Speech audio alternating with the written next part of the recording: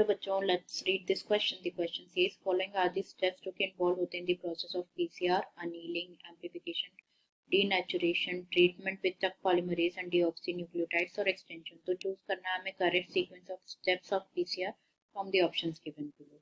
तो यहाँ पे स्टेप्स गिवन है जो कि पीसीआर के प्रोसेस में इन्वॉल्व होते हैं। हमें करेक्ट सीक्वेंस वाला जो ऑप्शन है उससे सेलेक्ट करना है। तो सबसे पहले यहाँ पे बात करें की कॉन्सेप्ट के बारे में।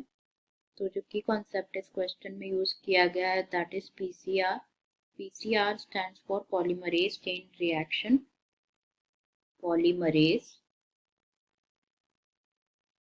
Chain reaction.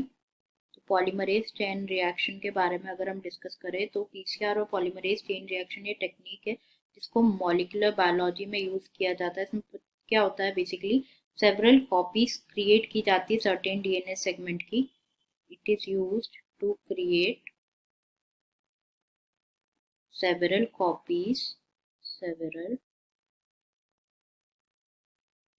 copies of a certain DNA segment of a certain DNA segment। तो यहाँ पे हमें क्या बताना है बेसिकली जो स्टेप्स इन्वॉल्व होते हैं पीसीआर टेक्निक में उनको स्टेप वाइज जो है अरेंज करना है। तो जो फर्स्ट स्टेप होती है दैट इज डीनेचुरेशन।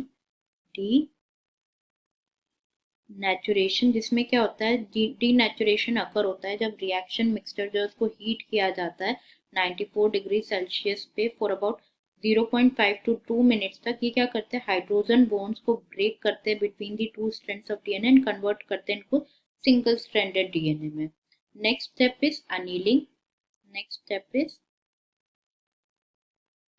अनीलिंग जिसमें क्या होता है रिएक्शन टेम्परेचर को कम किया जाता है 54 to 60 degree Celsius around 20 to 40 seconds तक। और जिसमें क्या होता है जो प्राइमर है ये बाइंड करते हैं कॉम्प्लीमेंट्री सीक्वेंसेस के साथ on the template DNA. Then third step is elongation. Third step is elongation जिसमें क्या होता है जो टेम्परेचर है उसको फिर बढ़ाया जाता है 72 to 80 डिग्री सेल्सियस तक। जो बेसिस है नाउ ये ऐड होती है to 3' ends to the primer by जो टक पॉलीमरेज एंजाइम है ना उसके हेल्प से जो बेसिस है वो ऐड होती है to the 3' end of the primer.